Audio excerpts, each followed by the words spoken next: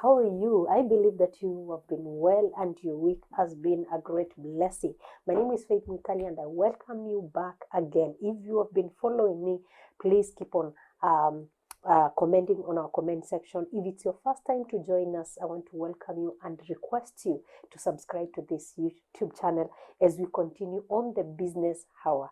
Now, last week we talked about chamas. We are we are talking about chamas and how best our chamas can work in this decade. So we talked about the benefits of chama. We talked about the different types of chama in the country. We talked about the chamas foundation as one of the key important thing to make a chama withstand. We also talked about the good qualities of a good chama member. We talked about the membership of a chama and how best we can have the right members, on looking on the qualities of a good chama member, and we also talked about the rights of a member.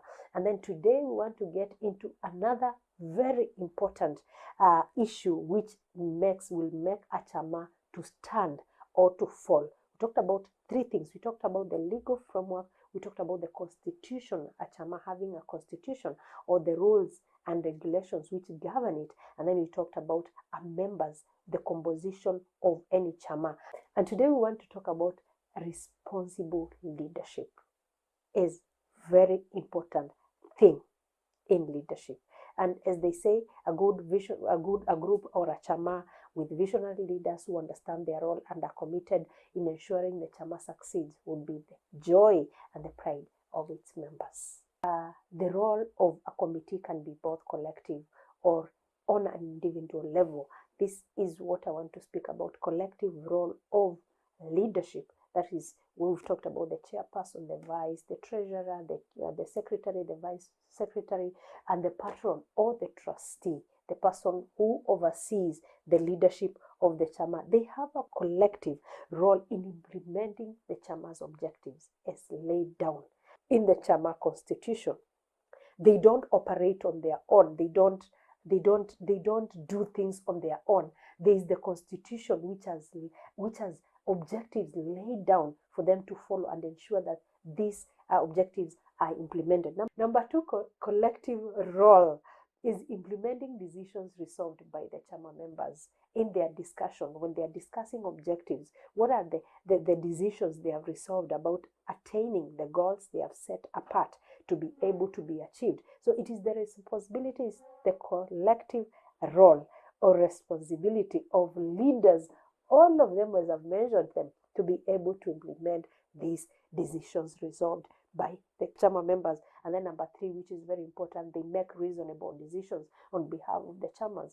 As I say, that the importance of the committee is to lead the chama. The chama cannot make everything. They cannot do everything, all of them. So they have these leaders who go ahead of them. So number three, very important role is to make reasonable decisions on behalf of the chama members. And they should be able to make decisions when they go back to the group, they'll be acceptable if they have not been discussed.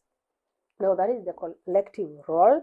And now I want to talk about the individual role of those people in leadership. Sometimes we assume that we know the responsibilities of the chairperson, we understand the responsibilities of the trustee, we understand the responsibilities of the treasurer. But I choose today just to go through it individually. When we call you a chairperson, when you call you a secretary, when we call you a treasurer, what is the expectation? What are the duties? What are the things you are supposed to do? And I want to begin with the chairperson.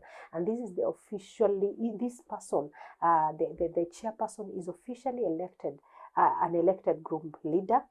Apart from the desired qualities such as eloquence, decisiveness, enthusiasm, and being a visionary, his role also includes presiding all group meetings and general meetings unless prevented by sufficient case.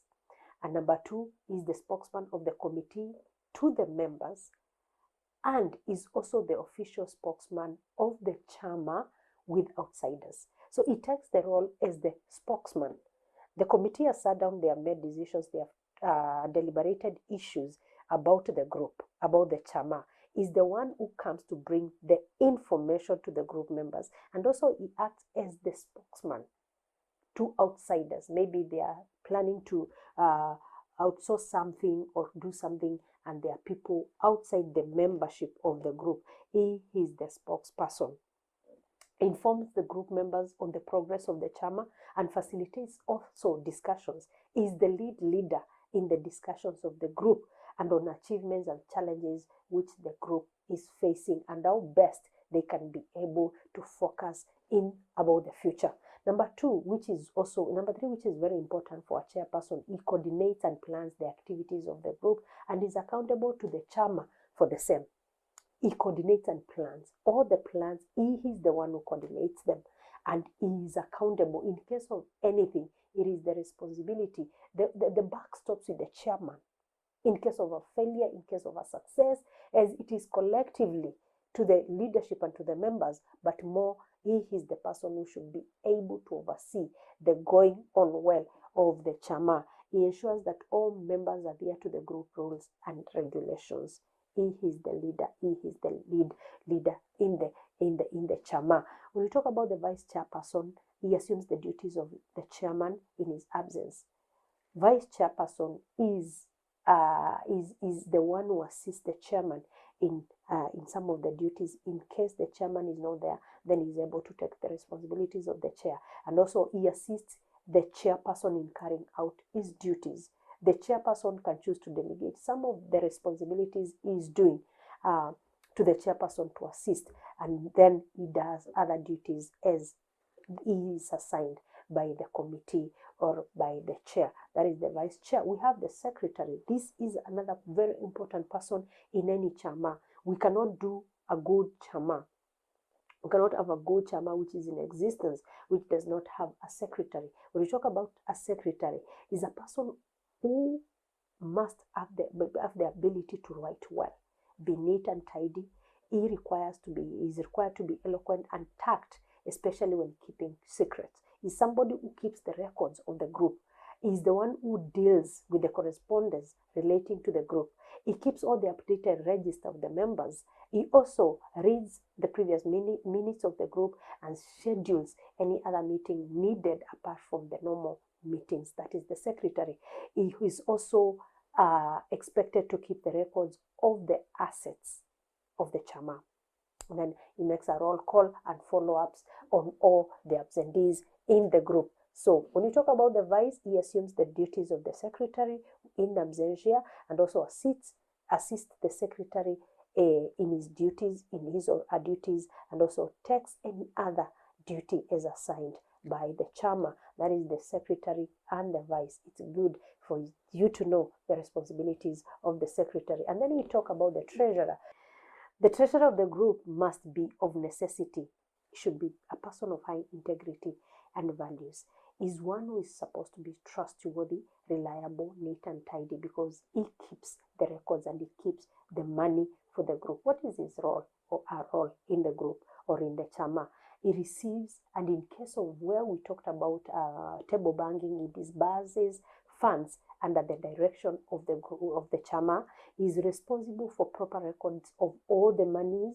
Any record to do with money, it is the responsibility of the treasurer to keep those records, ensures proper banking and safeguarding of the Chama money, updating of members' personal records, making financial reports to the group as required. He is the one who reports about the finances of the group to the members, and also making a financial report to the group as it is required. That is the work of the treasurer. And then we have the trustee or the patron of the group who performs duties as assigned by the group. So that's it about the role, the collective and individual roles of the leadership, responsible leadership for any Chama. And so for any Chama to succeed, for any Chama to withstand, for any Chama to be able to work well, there is importance of having the right people in leadership.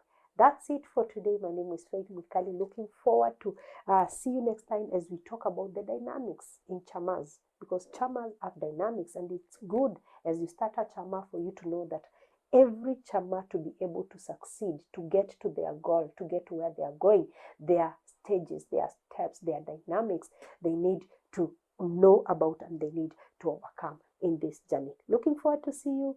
Kindly make sure you subscribe to that YouTube channel and put that bell, notification bell on. See you next time and God bless you.